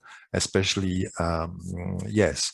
What I want to say here is that even though the world uses the international Incoterms, which I just mentioned earlier, there's 11 of them, they're very clear and they're recognized and used all over the world, including in the US. But the US has something a little bit different, which is unique to them. They have something called the UCC, the Uniform Commercial Code. And so sometimes when you deal with companies, with small companies in the US or companies that don't do much international business, they tend to not know the Incoterms. They tend to know only the American terms, the UCC terms, which we can call also the domestic terms. So keep that in mind. It's only dangerous in the sense that they sound like they are Incoterms, but they are not.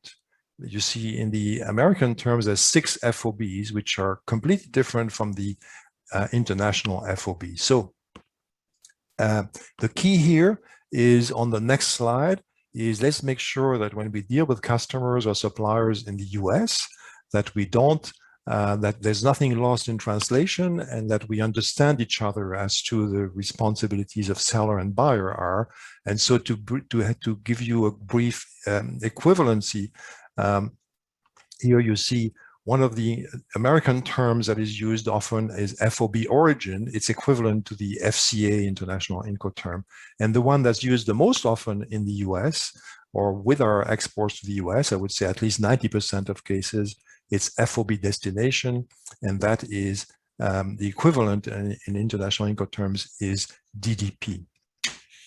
That takes us to the next slide, where I want to tell you, and I want to link again with the Incoterms in a different way. So yes, the world can be divided in two areas: the US, which takes about 3/4 of our exports, where we have to continue to nurture and consolidate, of course, because it's so important to us. And then there's the rest of the world, 25%. The balance of 25% is where we would like to expand, where we would like to diversify so that we depend less on the US. I took the 2019 figures because I think most of us want to forget 2020. So generally speaking, 3/4 of our exports go to the US. Now, what is the link with the Incoterms, and what is the link with documentation? Well, what happens here is that you see we do such a huge business in the US, with the US, that is extremely important. And we'll have a presentation on how to get into the US from Pacific Customs brokers in a moment. But it's important to realize the difference between the two, and the difference is that dealing with the US is relatively easy, so to speak. When you deal with the rest of the world, then of course, it's very different.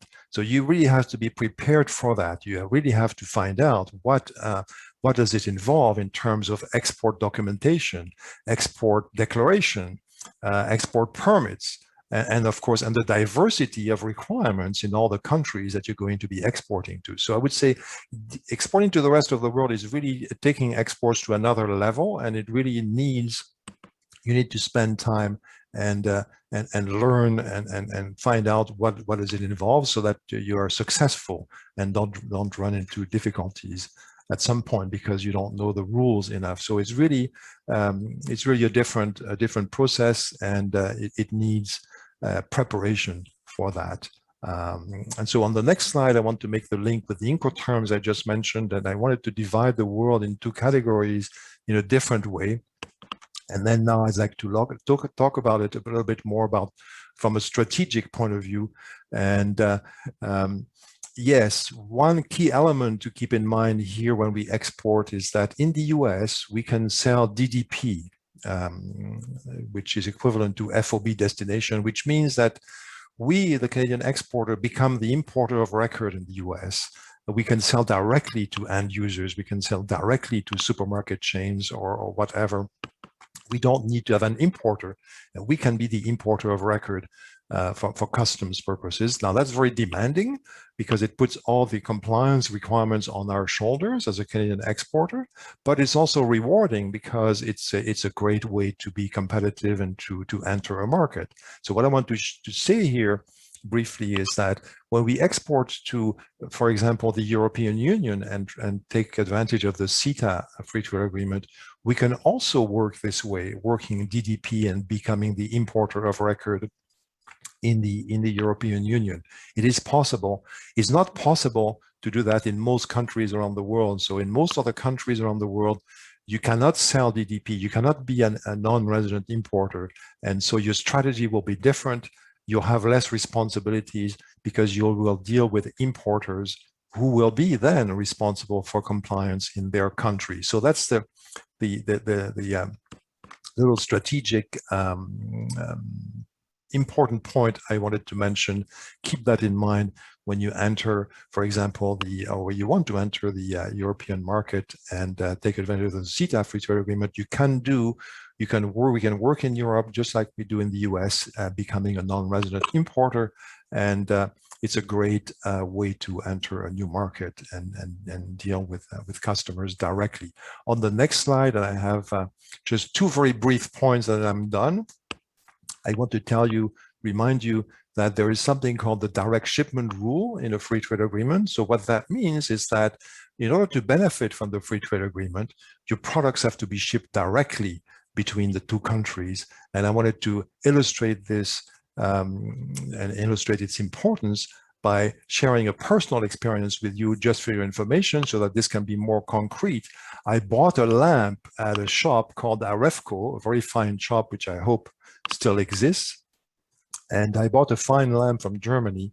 And but the store, when the store brings these lamps from Germany, even though they should not pay customs duties, they should not pay tariffs on them, unfortunately they do. So that makes the lamps more expensive.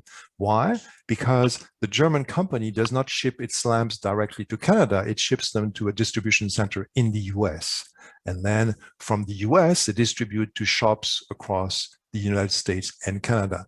And why do they do that? Is because the Canadian market is too small for them to ship directly to Canada. A long story to confirm that to get the benefit of the free trade agreement, your goods have to be shipped directly. So let's say if you have if you have stock in the US and you have a new customer in Singapore, you can't ship the product to Singapore from your US stock, from your US distribution center, because then you lose the benefit of the Trans-Pacific Partnership Agreement, same when you're dealing with Europe. And that takes me to the last slide. And I hope we've been able to catch up a little bit of time. What I want to share with you here is simple. If you ever heard about anti-dumping and countervailing duties, you might say, what does that have to do with free trade agreements? As you know, under anti-dumping and countervailing duties, countries can increase tariffs, can add special anti-dumping duties on certain products, and that makes them more expensive. What does that have to do with free trade agreements? Well, what I want to share with you is the fact that when we have a free trade agreement with a country or a group of countries, it does not mean that there won't be anti-dumping duties. So that's the thing to keep in mind. For example, we have a company in Winnipeg that started a complaint on furniture originating in China and Vietnam that was undercutting the Canadian market. That's the company Palliser Furniture in Winnipeg. And after doing an investigation, CBSA determined that yes, we should be applying anti-dumping duties on these furniture coming from China and Vietnam. And so the moral to the story here is that although we have a free trade agreement with Vietnam, because Vietnam is part of the Trans-Pacific Partnership, it does not mean that we won't have anti-dumping duties on goods occasionally. So it's something when we're doing exporting, and as well, particularly when we're doing importing, it's something we have to be aware of and become familiar with. Anti-dumping duties can apply. We have anti-dumping duties on U.S. potatoes and on U.S. gyprock and on European sugar, for example. So keep this in mind. Inform yourself about anti-dumping and countervailing duties when we do importing and exporting. And that takes me to the end of my presentation. I thank you very much for your attention. I'm sorry I had to rush a little bit, but because we know your time is precious and we wanted to catch up on time a little bit. I'll be happy to exchange with you at the end during the Q&A, and I'll pass the microphone to my friends at Pacific Customs Brokers now. Thank you very much for your attention, and talk to you soon in the Q&A.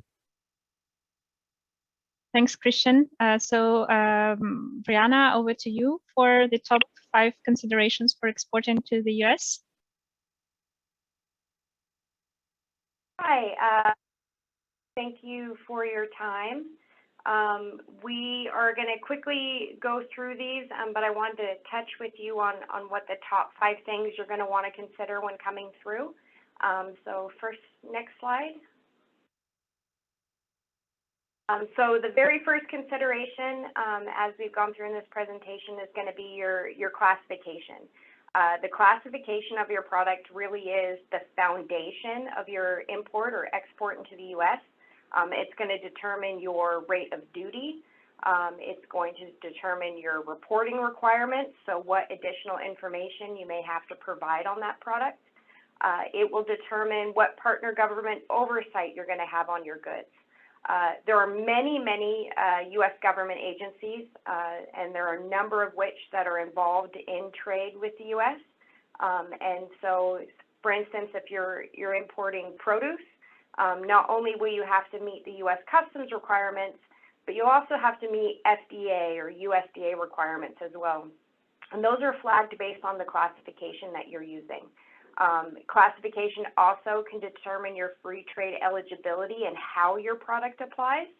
And if you're looking at products that are coming in that may be subject to quota, such as sugar, peanuts, products like that, you may have additional requirements that are going to be based on that classification. And the duties, depending on that classification, especially in terms of quota, is definitely going to be impact. We can't stress this enough that inaccurate classification can lead to the over underpayment of duties. It can lead to inaccurate reporting, which as a result can lead to penalties, seizures, and revocation of importing privileges. Next slide. The second is country of origin. Country of origin, simply is the least produced the product, so the rawer the product, the easier it is to determine origin. When you start to get into different levels of processing, manufacturing, multiple components that may be sourced from around the world, that may impact your country of origin and may impact your free trade eligibility. So those two things, your country of origin and your classification, really are going to be what determines what free trade agreement you may be eligible for. The U.S. has many free trade agreements, and it also, as was referenced, it may determine whether the good may be subject to anti-dumping. So those two top things, you want to make sure that you really have a strong focus on those and that you have them right, because they are the foundational pieces for you. Next slide. Consideration is valuation. Valuation is a very important component. There are 6 methods of valuation into the U.S. The first one is, in some cases, the easiest one. If you're selling goods into the U.S., you're going to use that method 1, and your valuation is going to be the price paid or payable, as well as maybe any additional considerations. So if there's an assist, if you supplied a component for manufacturing, that could impact your valuation. When goods come in unsold, Maybe they're coming in for further manufacturing, or they're coming in to, if anyone's an Amazon seller out there and you're using a fulfillment center and the goods are coming in unsold, then you're going to start to look at those other methods of valuation to determine how to value your goods. Next slide. And the fourth consideration is your documentation. Incomplete documents can lead to major delays, refusal of goods, penalties. So the best way to avoid this is to ensure that all your reporting requirements are present. So depending on what your classification is, you may have to provide additional information on your documentation. You want to make sure that you're reviewing frequently for accuracy. Often we see companies will complete one template and they'll let that run for a few years, and it's maybe things have changed. They have a different supplier, their country of origin has changed, the reporting requirements have changed, maybe the description of goods have changed.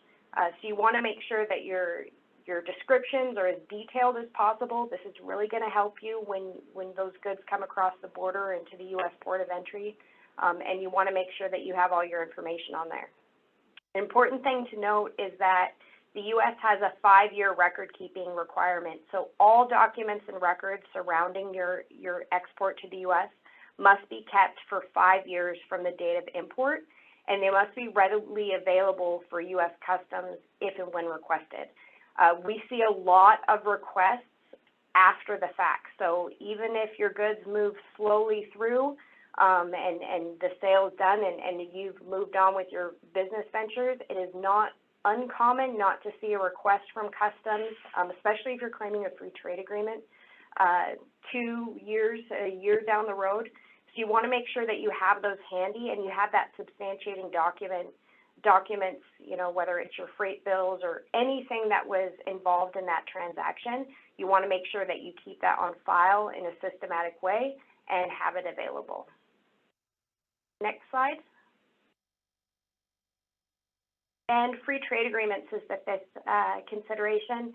As noted, the U.S. has many free trade agreements. They hold 14 free trade agreements with 20 different countries at the moment. Each free trade has its own set of criteria for eligibility. So they're not all created or drafted the same, so in some cases, you may have to provide a certificate of origin. In other cases, they may want you to have other proof on file. So you want to make sure that if you're claiming a free trade agreement, that you have that firm proof of eligibility, and that also should be included in your record keeping in that 5-year period for that transaction. And as noted earlier, there's many of those free trade agreements require a direct shipment component. That is one commonality between the 14. But even if you're importing a good that may be duty-free, you still could be subject to other taxes and fees on top of that duty. So even if it's a zero rate for the ad valorem or the base duty rate, you could still see some additional savings when importing into the U.S. On those other taxes and fees, because most of the time those are waived under the free trade agreement. So when you're looking at filing a free trade agreement, considerations just specific to this is make sure you have that proof. Make sure that you have a good firm standing on what your country of origin is, if it met rules of origin, the classification, and make sure that it's meeting all those requirements. And those are the top 5. We went through those quickly because we know we're getting short on time, and I wanted to be able to give Gloria some time. Thank you, Brianna. Thanks a lot for your concise presentation. So now let's move to Gloria's presentation on the importing procedures into Canada. Gloria, the floor is yours. Thank you very much, Gana. If we can move to the next slide and the next one. So I'm going to touch base on import procedures into Canada and some of the customs and trade compliance tips that we find importers really need to be aware of when they start importing, or even when they're reviewing their importing processes. So the first point is that the importer of record is ultimately responsible for compliance with all of the regulations for the goods that they're importing, even when you're using a service provider. So the first thing that you need to do is do your research to understand your obligations before you purchase something. One of the things that we find happens is someone finds something really cool online, or they have a supplier that has offered them something, they buy it, they have it shipped, only to find out that the product's not allowed in, or they need an additional certification. I once had 6 pallets of blueberries destroyed because of a lack of a phytosanitary certificate. And we've also had engines that haven't been allowed in because they don't meet the Canadian EPA standards. So it's really important to do your research and understand your obligations. Also, create an internal compliance checklist to ensure the accuracy of your customs entries. Have key point indicators or key productivity indicators. Have a checklist where somebody will spot check your entries to make sure that everything's correct. Also, when you get additional information from your suppliers, make sure that you've checked your entry. When I say additional information, something like your supplier sends you an email saying, oh, the country of origin of this product, it's actually made in China, not the United States. You are obligated to make the correction to the country of origin. So anytime you find out something that is incorrect with your customs entries, you have to have a correction filed, and your service provider can do that for you. Another tip is to make sure to cross-reference your imports by the customs broker's transaction number. When the Canada Border Services Agency reaches out for information, they're going to send you a request for information that says, please send us XYZ information about this customs transaction number.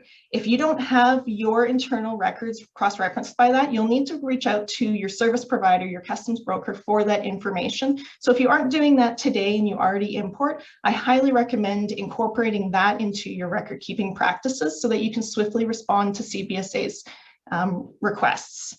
We can just go to the next slide. I'm just going to reiterate a few points about free trade agreements, just because this tends to come up fairly often.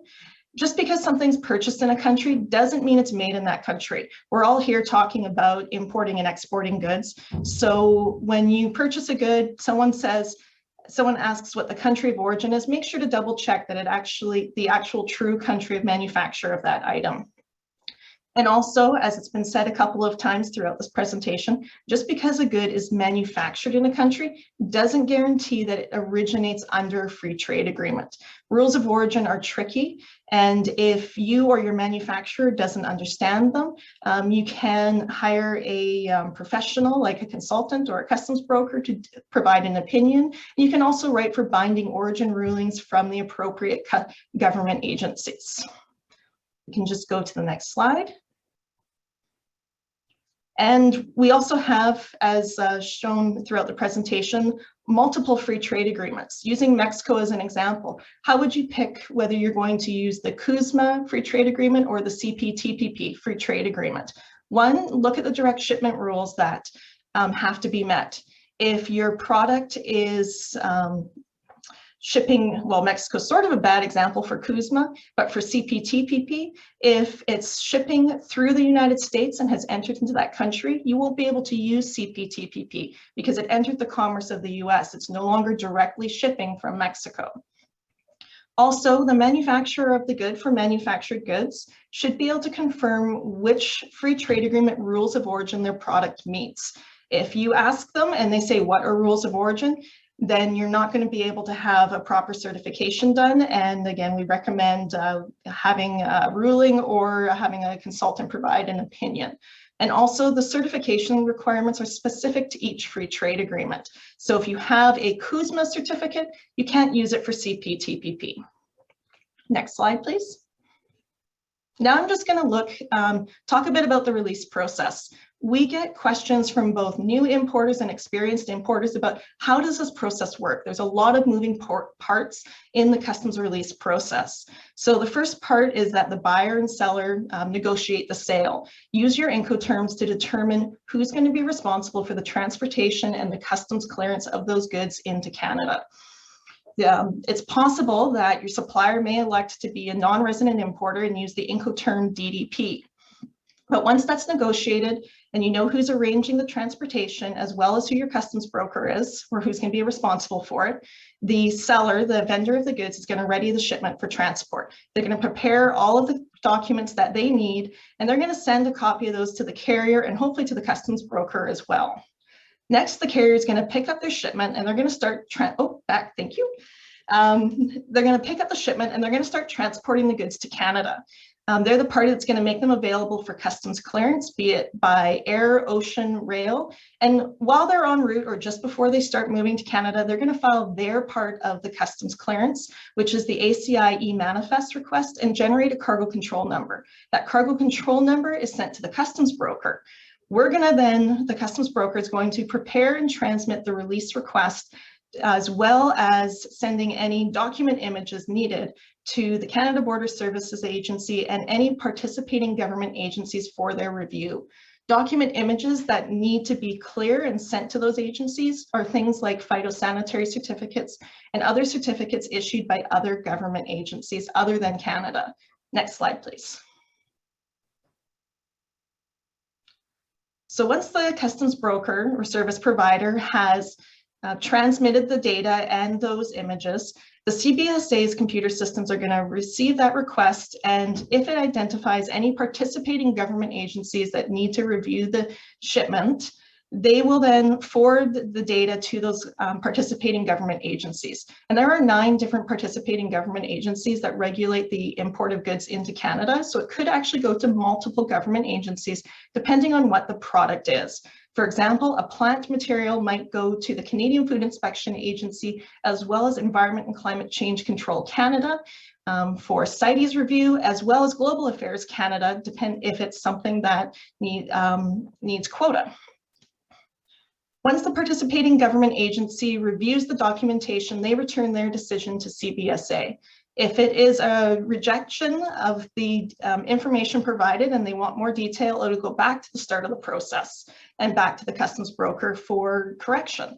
If it's an acceptance of the data, the CBSA will then render their decision and return their accept message or reject, hopefully it's a accept, it should be, to the customs broker.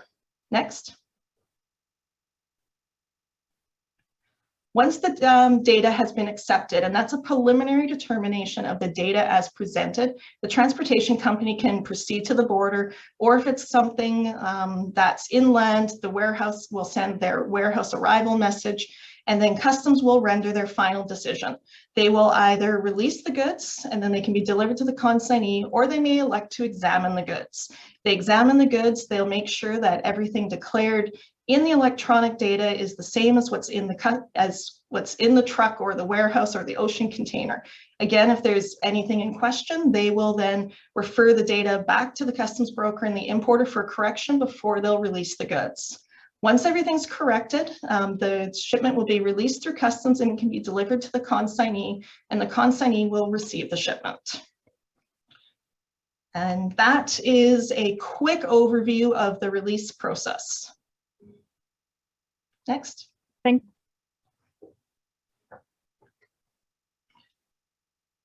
you so much, Gloria. I assume it's the end of your presentation? Yes, it is. Oh, great. Thank you so much, and thanks so much for all the panelists for all your very concise presentations and very interesting.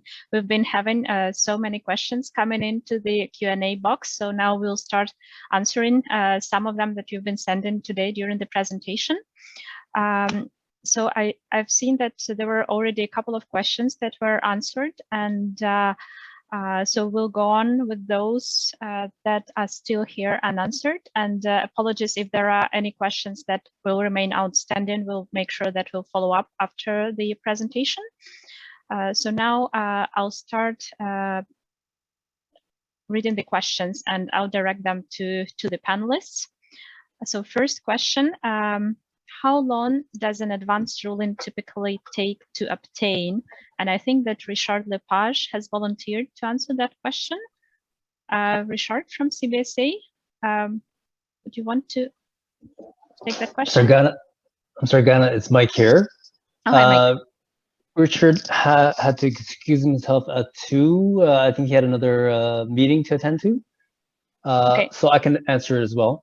So in Canada, with respect to the CVSA, we would issue rulings within 120 days of receipt of all necessary information to render a decision. Under the FTAs, it varies the number of days. For instance, under the CUSMA, the parties have agreed to issue rulings as expeditiously as possible, but in no case longer than 120 days. So. Great. Is that helpful? Thank you, Mike. No problem. So another question, I think Christian wanted to answer another question on direct shipment rule. So I'll just read out the question so that everyone knows what we are talking about. So for the direct shipment rule, does this include if the product does not leave the port? For example, en route to Vietnam from Canada, the container ship stops in another country port and transfers to a different ship then on to Vietnam. Right. So, so Ghana, actually, that then is still considered a direct shipment so long as the goods are not cleared customs in the country of transit. Like, you know, a container ship, yes, would go to, if a container ship goes from Vancouver to Singapore, and then the container is transshipped in Singapore, put on a different ship into Vietnam. Normally, that is okay because the goods have not been cleared customs, have not entered the commerce or the trade of the country, of the third country, of the country of transit. So normally that would be okay in the case that you described, but sometimes, depending on the country of destination, customs sometimes create difficulties. I have a case of a customer who is shipping goods from Eastern Canada to Peru under our free trade agreement with Peru, and Peruvian customs are causing a problem or creating a problem because the goods were transshipped at a US port. So sometimes it can be problematic. It depends on the country, but strictly speaking, it should be fine. It should be okay. Thanks, Christian. And I think there is another question that might also be from your field of expertise. Would courier be able to serve as importer if I don't have an importer number for US, Australia, or Europe for DDP? Yeah, sometimes it can work this way depending on the value of the goods. Yes, if it's considered a low value shipment, it can be done this way. Yes, but not always. Mm-hmm. Yeah, and I think we also have a question on the country of origin. So potentially Mike or Gloria or Brianna might answer that as well. How do we determine whether our manufactured item has been altered enough to be considered to have Canada as a country of origin? And I think Martin has covered that in his presentation. There is no straightforward answer. We'll need to look into it, but I leave it to Christian wants to answer it as well. So whoever wants to tackle that can go first. Yeah, so I don't want to go first because somebody else was volunteering. So go ahead. I can lend to that answer. You have to classify the goods first, possibly their components, so that you can review the rule of origin for the free trade agreement that you want to qualify it under. And from there, then you'll be able to determine if it qualifies under the free trade agreement that you're looking for. Yes, and also in complement to that, technically the way you do that is with the HS code. So if your input and your output have a different HS code, that's basically how it works. I mean, it's a little bit more complex than that in reality. You have to look at it very closely, but that's the general principle. When your product is manufactured, it means it's going to become a different product, and that's going to be reflected with the HS code.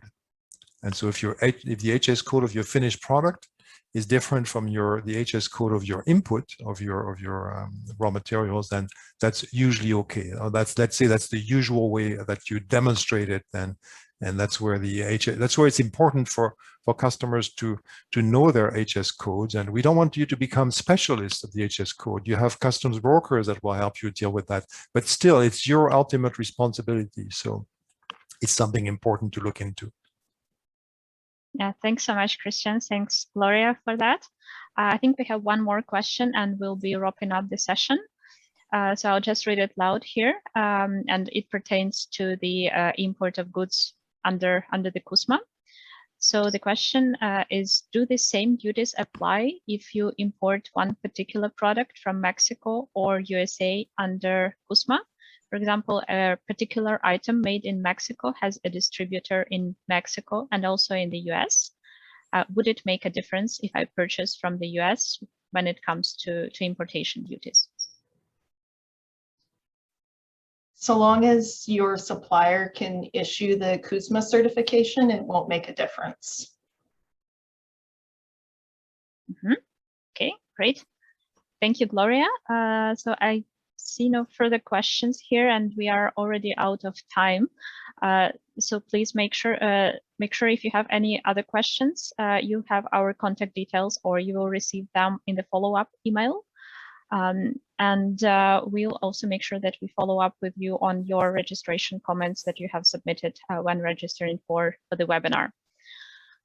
So thank you to all of our speakers, and thank you everyone for attending today's webinar, everything you need to know about customs procedures under Canada's free trade agreements.